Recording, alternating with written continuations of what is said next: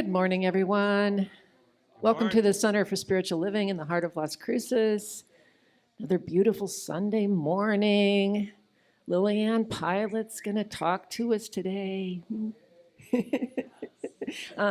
My name is Sarah Benson. This is my husband, Doug, and we're going to start with a couple of songs if everybody could kind of gather in here. I invite you to stand if you're comfortable with that. If not, that's fine. And yeah, let's do some singing.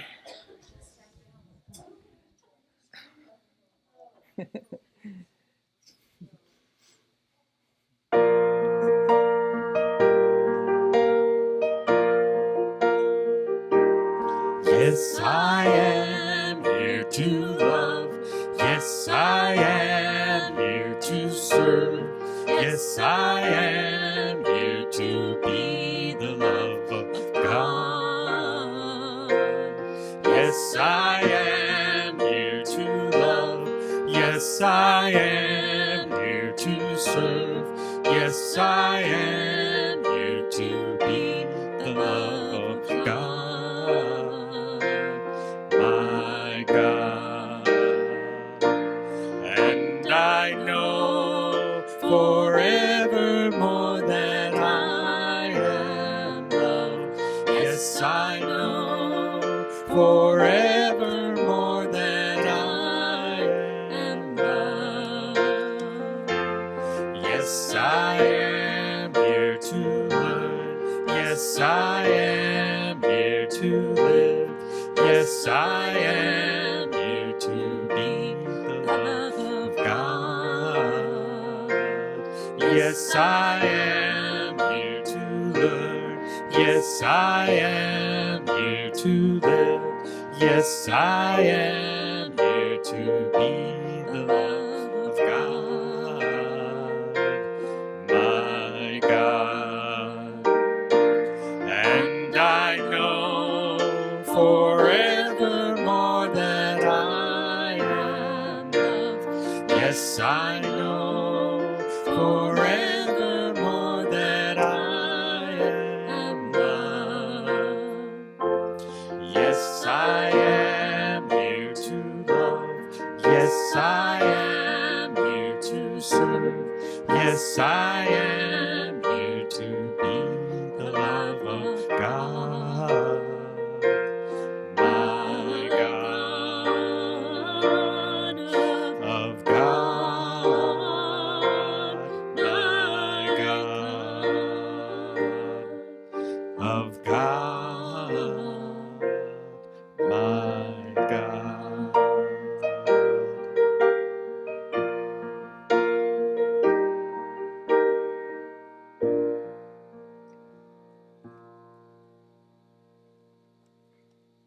Hang on a second. Stay. Blessed always, blessed always, for the arms of God surround us. Let our joy be so triumphant that we rest in God and say Amen.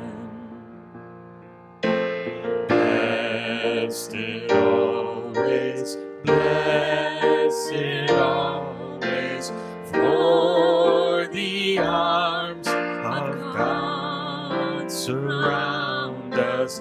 Let our joy be so triumphant that we rest in God and say Amen. Let our joy be so triumphant that we rest in God and say Amen.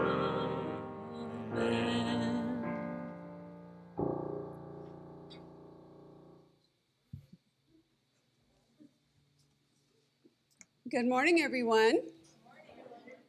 My name is Tina Bailey. I'm a practitioner standing in for the Center Spiritual Leader, Reverend Bonnie Smith. And we're delighted that you're here this morning.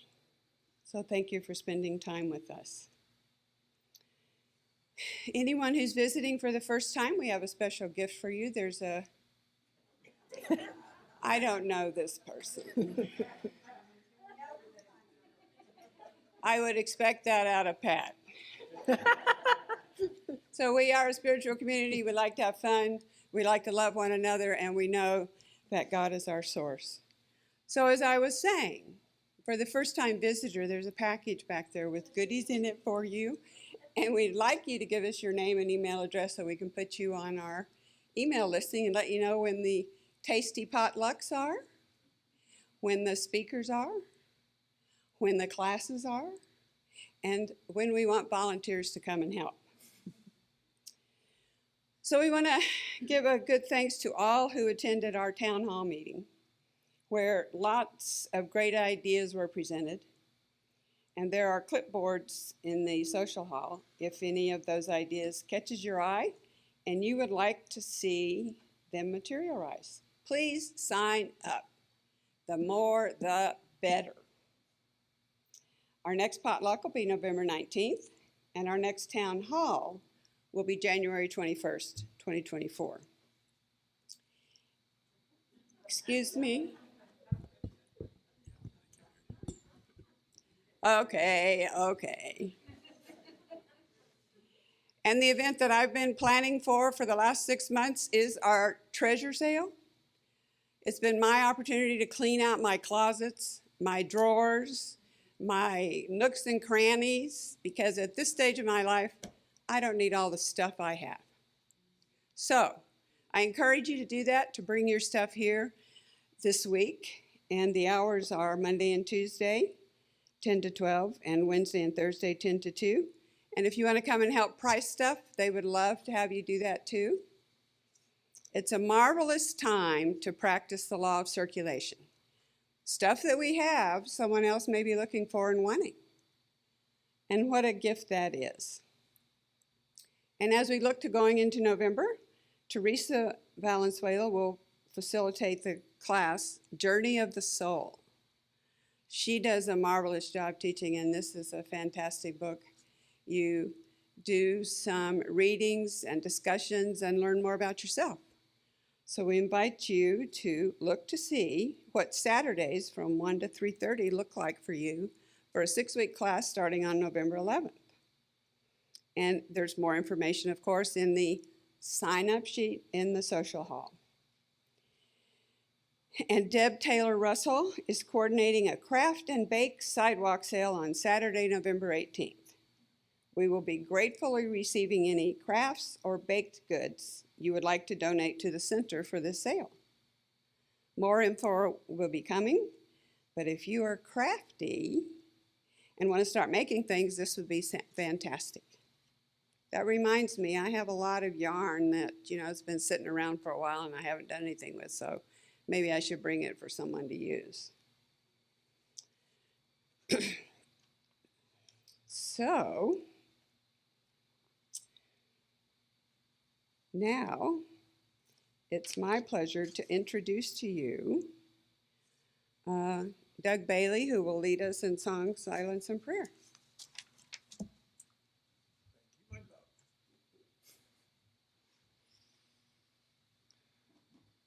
Is everyone enjoying the not hot weather that we have going on right now? Woo-hoo. I am. This is the wonderful part of the year that is between the hot of the summer and the cool of the winter. So this is perfect time. We sit out on our porch and enjoy each other. Isn't that right, Tina?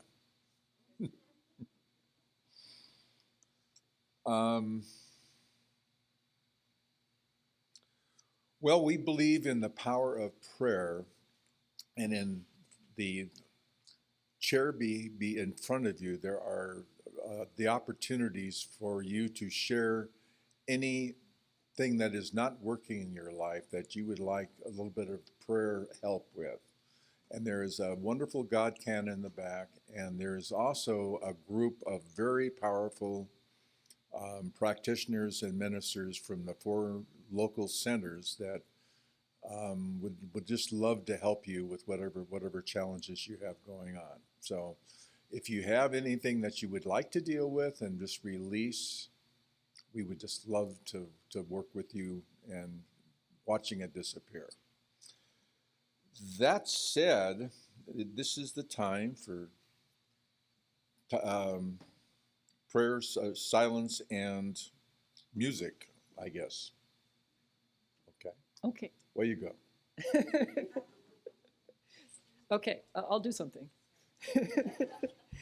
I don't usually say anything before the meditation song, but I attended the workshop yesterday for healing ancestral issues, and one of the things that came up was kind of telling ancestors that are kind of missing in action, that were died young or were excluded themselves for some reason, that they belong.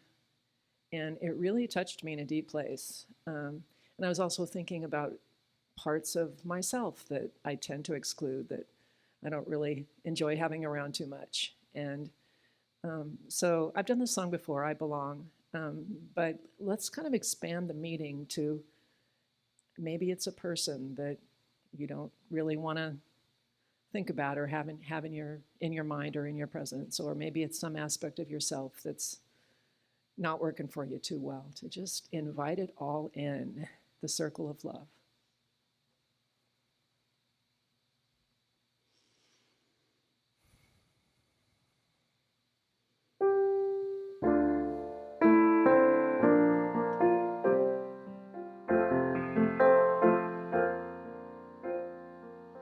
I belong, my voice beautifies the love song of creation.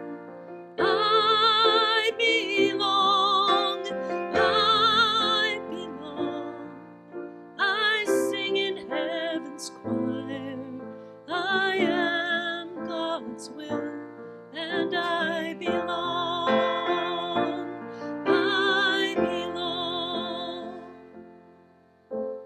You belong. Your voice beautifies the love song of creation. You belong, you belong. You sing in heaven's choir. You are God's will, and you belong. You belong. Oh, we belong. Our voices beautify the love song of creation. We belong, we belong. We sing in heaven's choir. We are God's will, and we belong. We belong.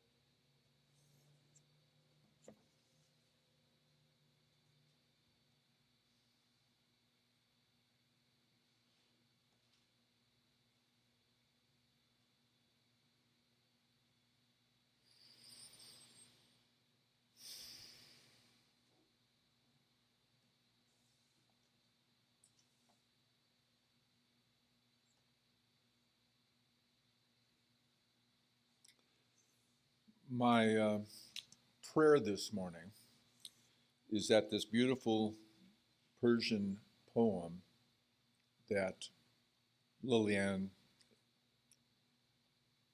chose for me to read comes off like a Persian poem should come off. Forget every idea of right and wrong you have heard in any class that ever taught you. Because an empty heart, a tormented mind, unkindness, jealousy, and fear are always the testimony you have been completely fooled by. Turn your back on those who have imprisoned your wondrous spirit with deceit and lies.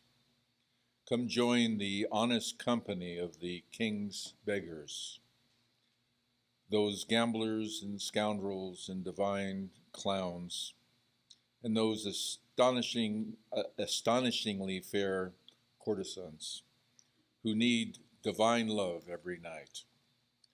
Come join the courageous who have no choice but to bet their entire world that indeed, God is real. I will lead you into the circle of the beloved's cunning thieves, those playful royal scoundrels, the ones who can trust for true guidance, who can aid you in this blessed calamity of life. Look at the perfect one at the center, at the circle's center. He spins and whirls like a golden compass, beyond all that is rational, to show his dear world that everything in existence does point to God. And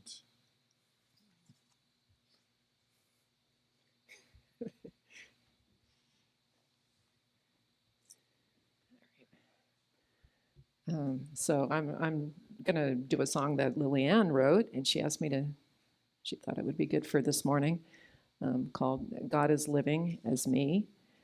And there's so many thoughts in this song that I love. But as I was telling you, one that came up especially strongly for me after the workshop yesterday is, how can I love myself here and now if I can't love where I've been? How can I love myself here and now if I can't love where I've been? So maybe that thought will resonate with some of you, and if not, there's a lot of other great thoughts in this song.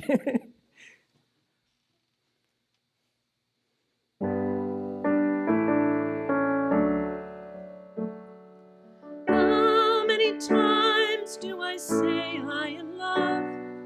My mind is the garden I see. I water and nurture and choose what I grow, so as many times as I need. How many ways do I say I'm divine? How many ways do I know?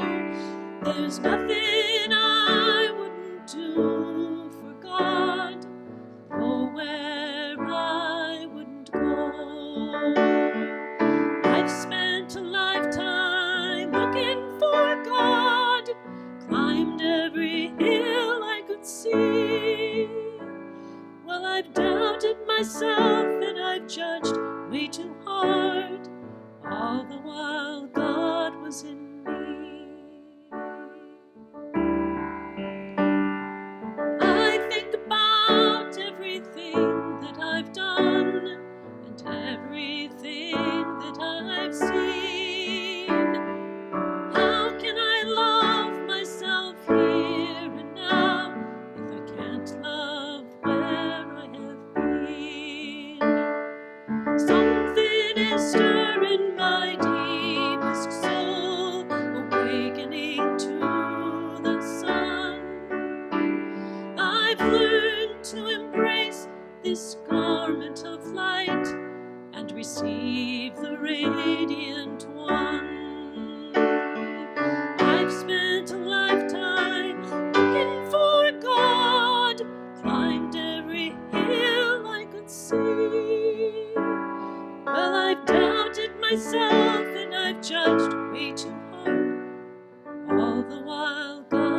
was in me.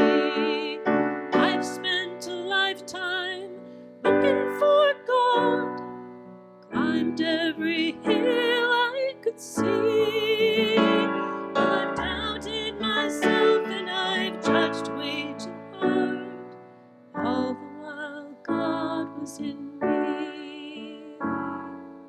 God is living as me.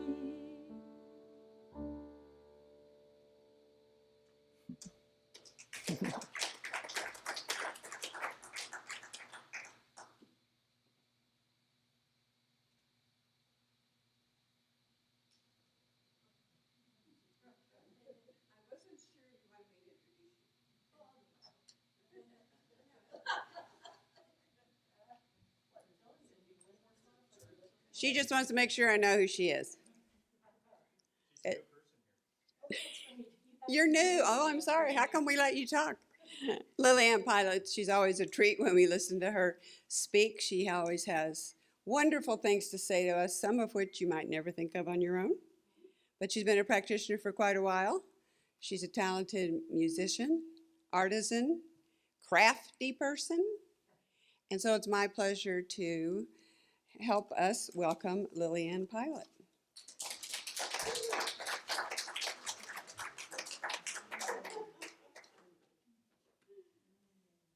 Take a deep breath, help her out. She's a little nervous. Yeah, it's my first time here, so I'm really. Oh, I'm really scared now. I want to thank Sarah for doing such a beautiful job of that song, which for some obscure reason I wrote in a register far too high for me to sing. So thank you. Did a beautiful job. So I guess anybody who's been hanging around or following us this month knows that we've been talking a lot about paradox.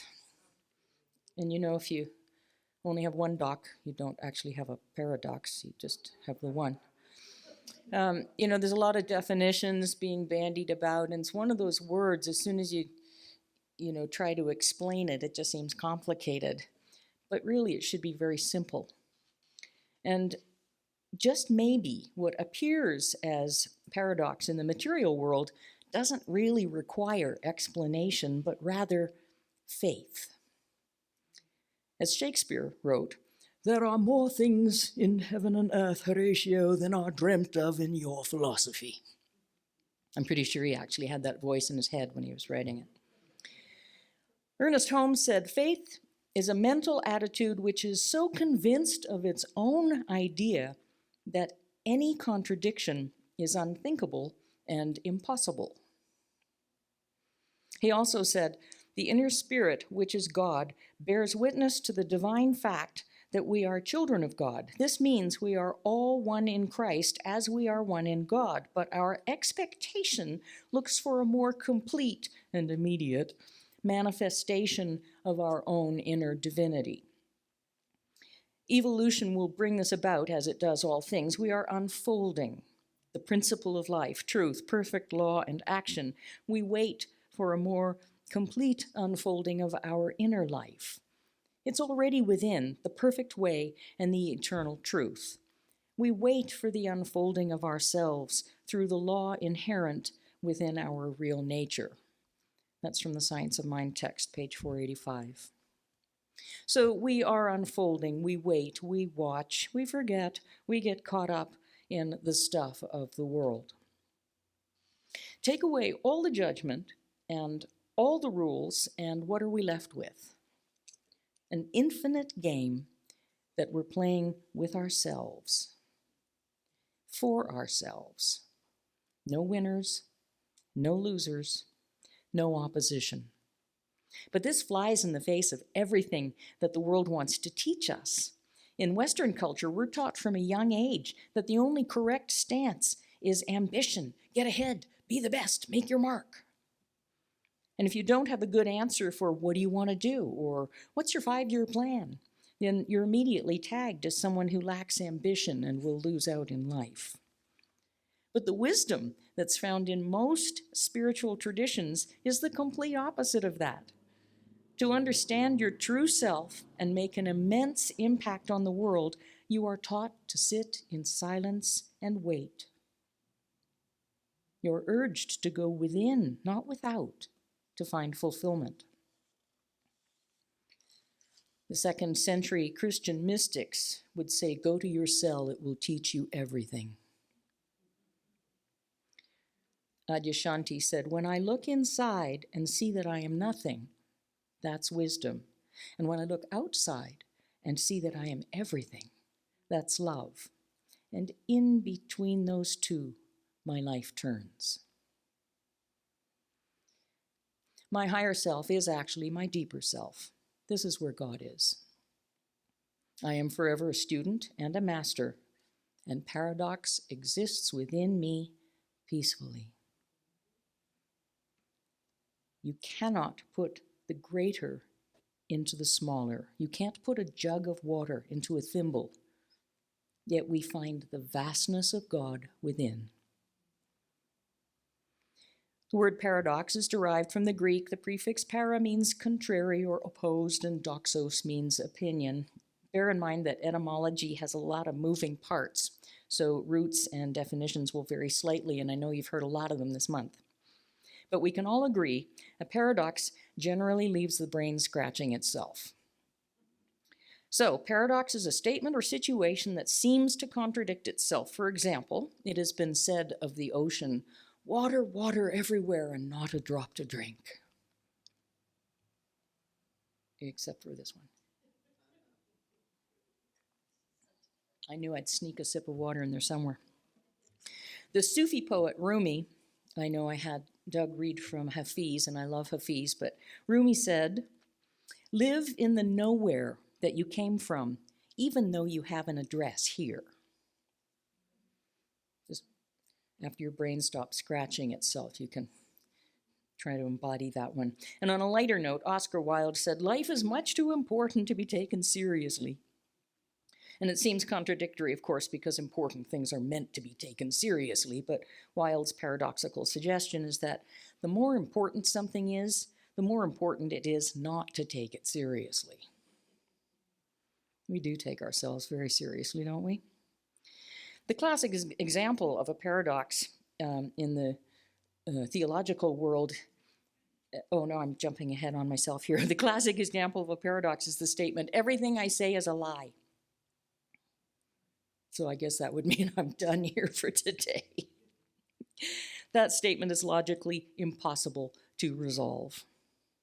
But we humans, we like a bit of mystery, don't we? We like to, but we also like to wrap ideas up neat and tidy.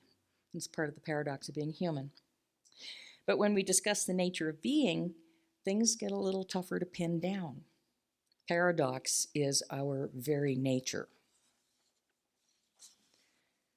In his book, The Naked Now, Richard Rohr speaks about presence. When we put down judgment and past and future and open our hearts and minds to the full potential of the moment, then we may begin to experience something beyond the prison we've created for ourselves. These moments of contemplation are the moments that nurture our conscious contact with the divine essence within.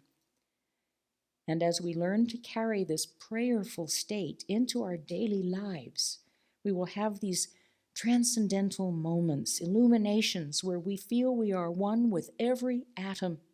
We have an enlivened sense of being. We are feeling, I am.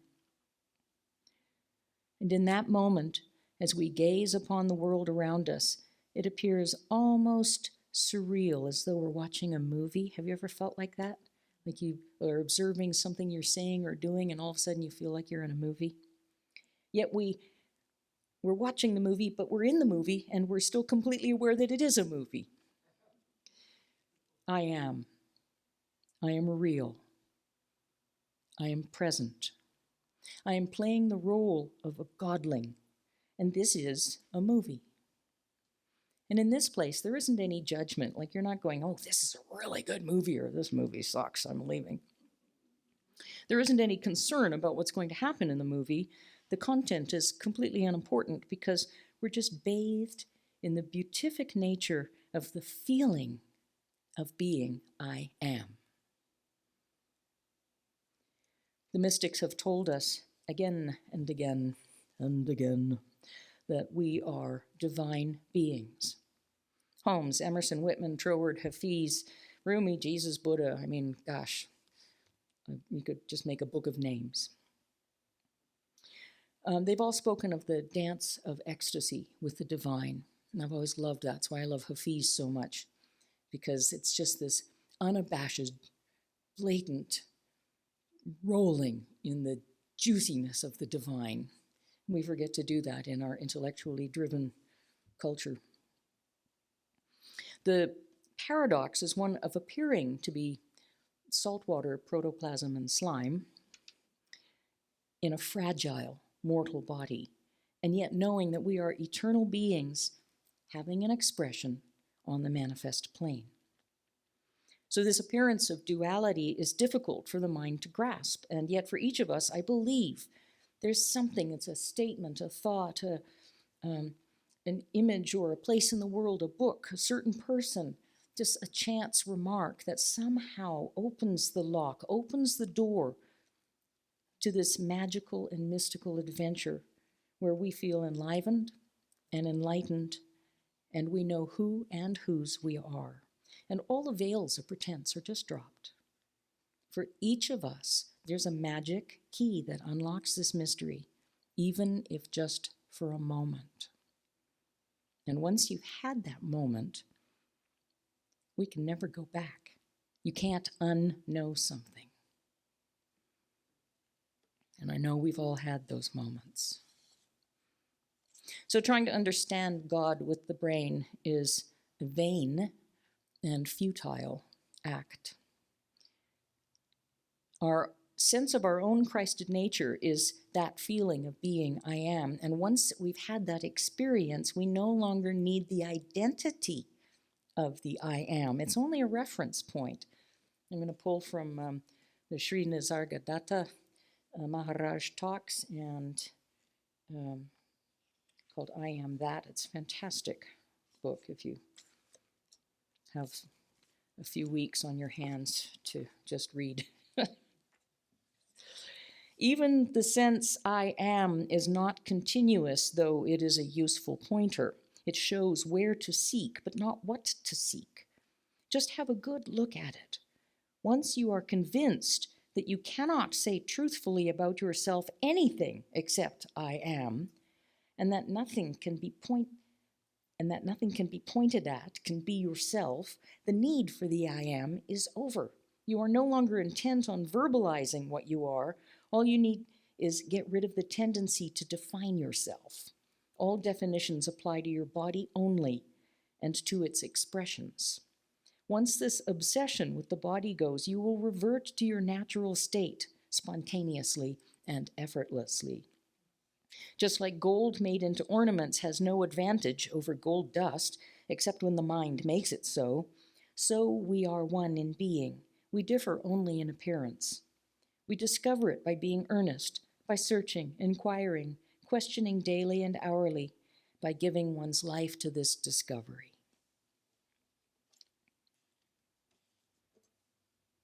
So I think a lot about this paradox called living, because everything around us appears to be real, but it isn't always.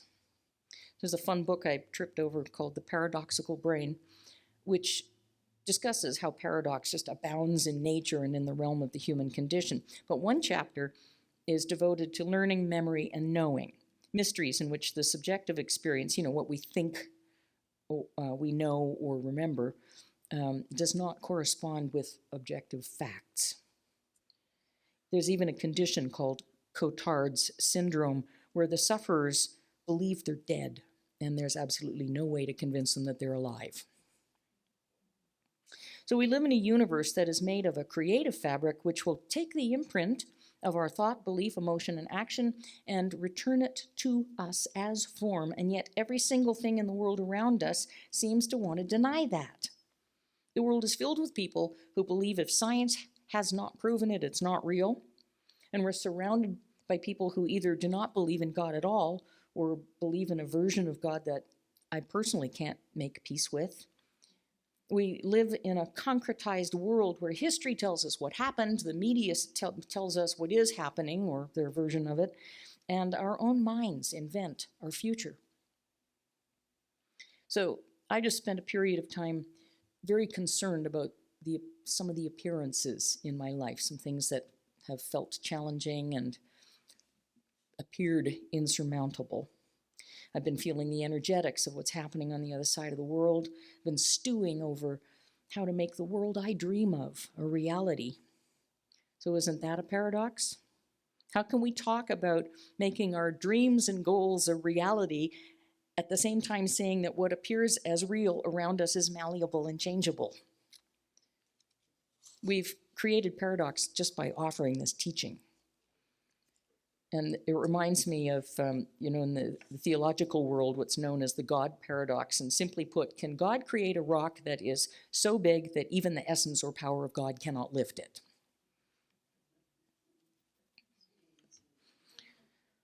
We are to practice the art of opening our hearts to live fully in this world, enjoy its bounty and gift, to connect with people, to love and be loved, to fully embrace this experience we call life on earth, while at the same time knowing it is not eternally real. We are blips in time, which brings us to another layer of paradox, in that we are everything and we are nothing.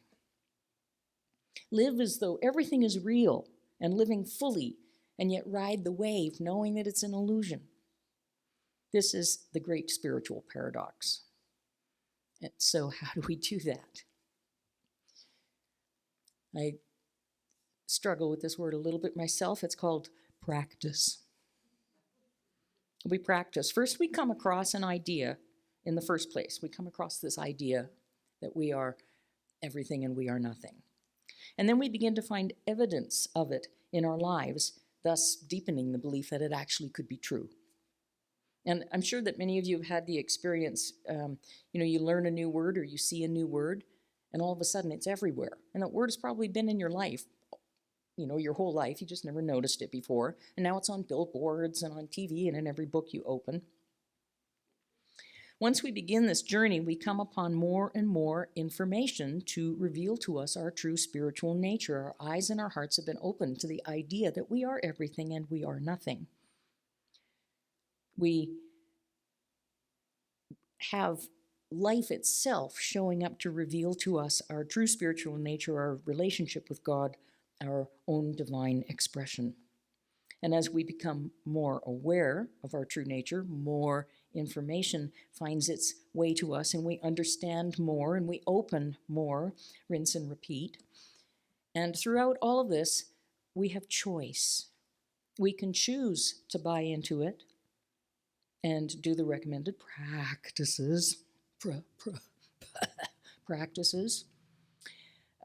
we can choose to just toy with the idea the way a cat might toy with a mouse. So the only question is really, do we want to embrace this knowledge and devour it whole like the Persian poets and let it nourish us from the inside out, or do we just want to play with it? As a human race, we are creatures of habit, and I think we kind of have a tendency to take the easy path. So this practice business, see, I'm getting better at saying it. All together now, practice. So this practice business can be hard, putting one foot in front of the other, reading uplifting material when we'd rather just curl up and watch a stupid program on Netflix, practicing compassion and kindness when it would be easier to be angry, and yet it isn't. It isn't easier to be angry. It isn't easy to walk around with a football in your stomach and toxic waste coming out of your mouth, to be constantly scrapping for every penny. It isn't easier to feel unfulfilled or to feel that our own dreams have passed us by. None of that is easier, but it can appear so in the face of swimming upstream, of changing habits, of reading something inspirational every single morning and every night before bed, not watching the news, or if we do, knowing that what we're watching is not the whole truth. Somehow, spiritual practice can seem more difficult than living in discomfort. Another paradox. There are some people who latch on really quickly. I have a little bit of envy for those people. They get it, they move with it, and off they go.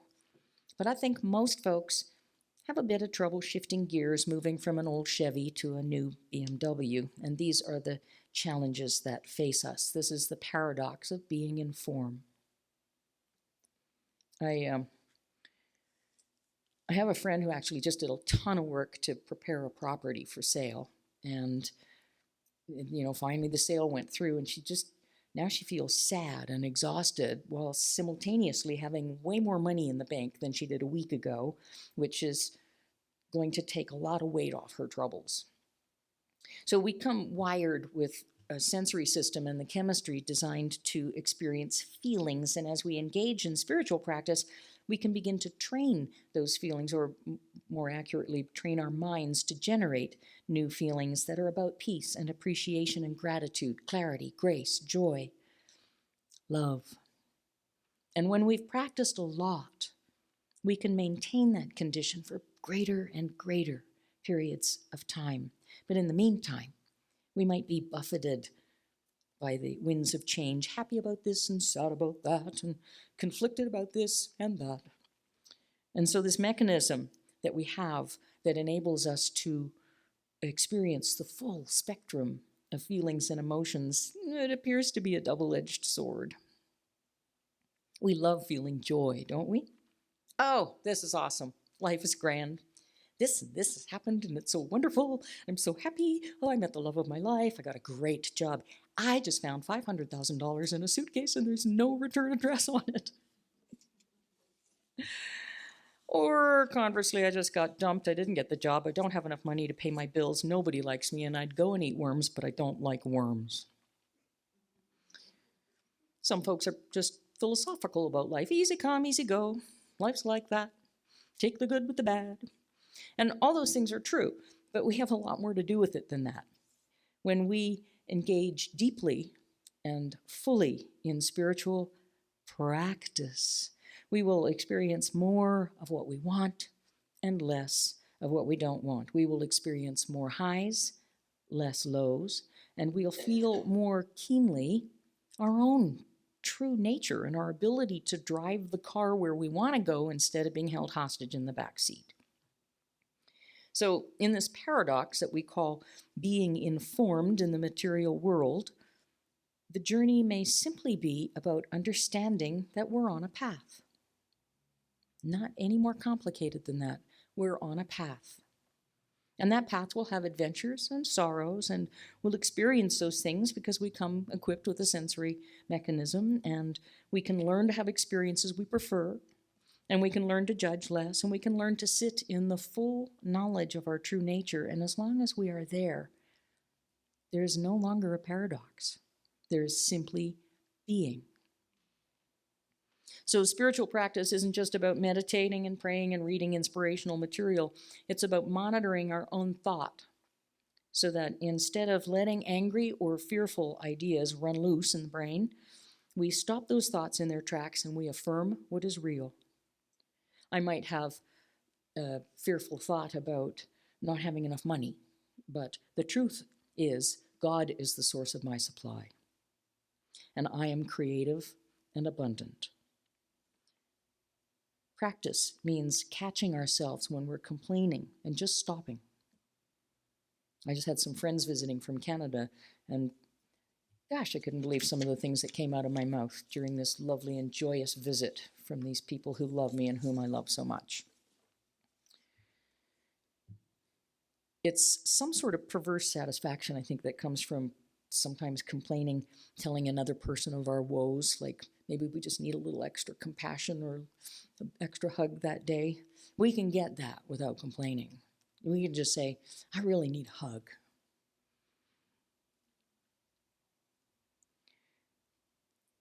When we complain, it does no good. None. Mary Baker Eddy said, do not name the condition, it solidifies it. When we complain and generate lots of negative emotions about something, what we are doing is giving that thing form. And when we give it a name, we concretize that form. We take it from an idea and it manifests because the universe just heard you order it up. It's like ordering Chinese food. So all we need to do, and we'll take all this paradox, brain-scratching nonsense and reduce it to one simple idea. All we need to do is remember that God is the very fabric of our being, the nature of goodness in our lives, and even if we cut that paradox up in little pieces, despite the appearance of the many, we are still one. And so it is.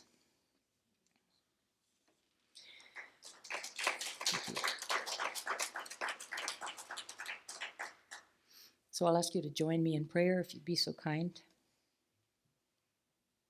Close your eyes and take a deep breath and remember who and whose you are.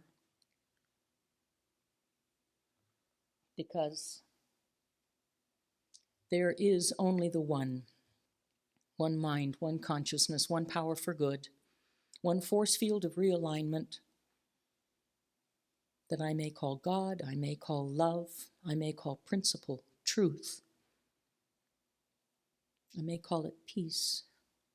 But this force field of realignment is actively present and actively active in and as and through each and every one of us. And so I know that the fullest expression is one of joy and peace and truth and principle and kindness and compassion. I know that the full nature of my expression, and I speak in the first person knowing there is only one, that the full nature of my expression, when I allow myself to reveal it to myself, is this truth, is this oneness with spirit, is this unique expression of the divine called Liliane. And I know that spirit expressing itself in the material world is informing me and teaching me and guiding me and offering me opportunity to reveal this more and more and more to myself every single moment that I am awake, that I am alive, that I'm taking a breath. And so I'm grateful for this. I'm grateful for all of the teachers who have come before us to share their ideas and give us a greater opportunity to open our minds and our hearts and to embody this knowledge, I am. And I release these words into the law, knowing that this, and much more than I can even fathom on this morning, is already done in the mind of the one, and so it is.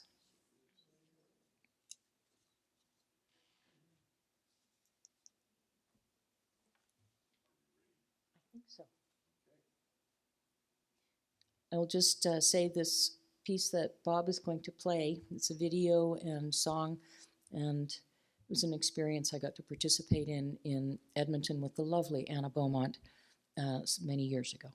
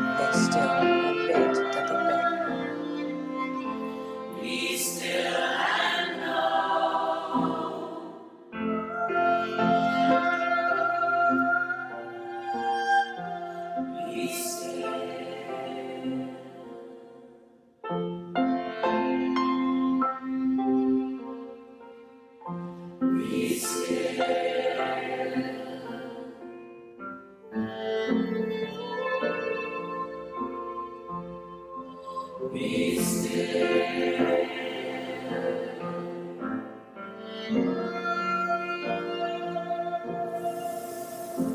still and to know. Be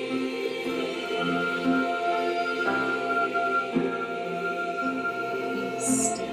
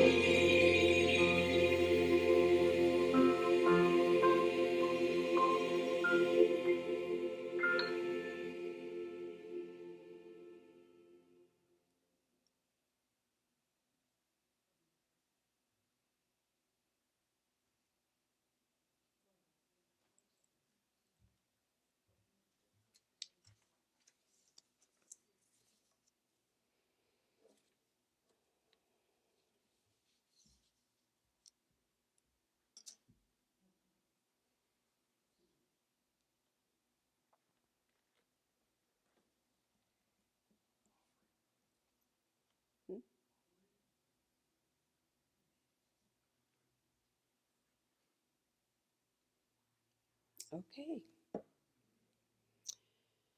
Now is the time that we consider our giving to the center. The offering plates are in the back on the table by the door. We know that as we circulate money, we are part of the circulation of abundance. Giving out brings it in, bringing it in gives it out. And our tithe recipient for this month is the Spay and Neuter Action Program. And their mission is to prevent the suffering and death of dogs and cats due to overpopulation in Doñana County. Thousands of animals are put down each year in shelters. We can reduce the number of animals destroyed by spaying or neutering our loving companions. Together, we can make a difference in the welfare of animals.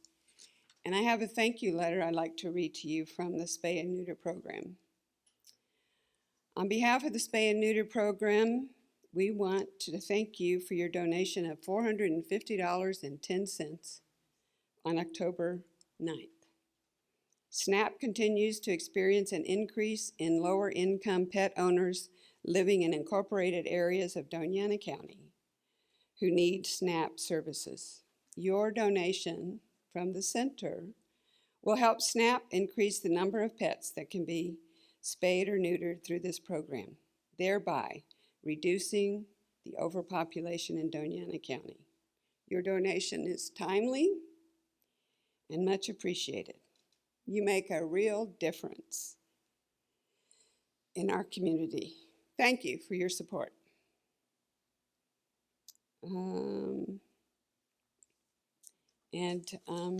It's delightful to support the community the way you guys support the center. So,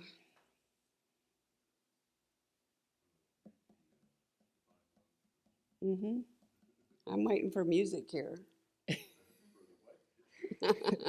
Yeah, we're gonna do. She's ready We're gonna anytime. read this first, and then we'll sing. Divine love through me blesses and multiplies all that I have, all that I give, and all that I receive. Thank you, God, in me. And so it is. Okay.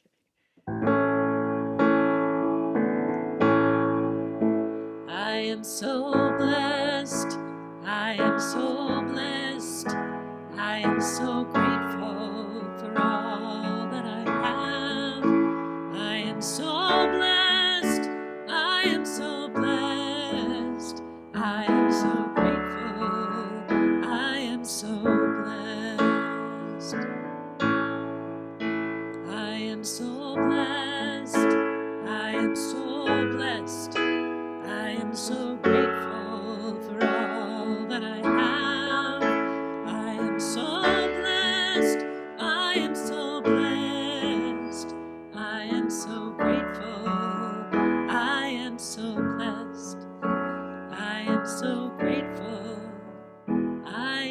so blessed.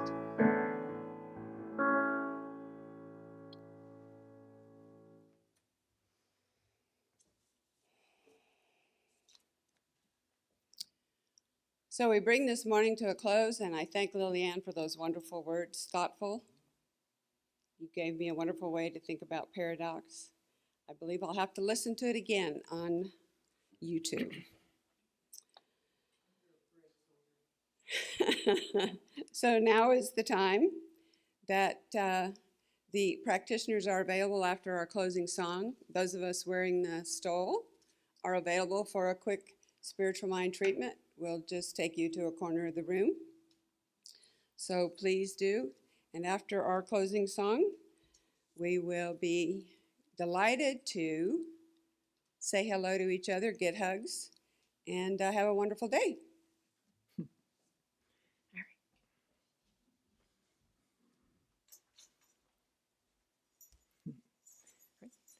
One, two, three, four.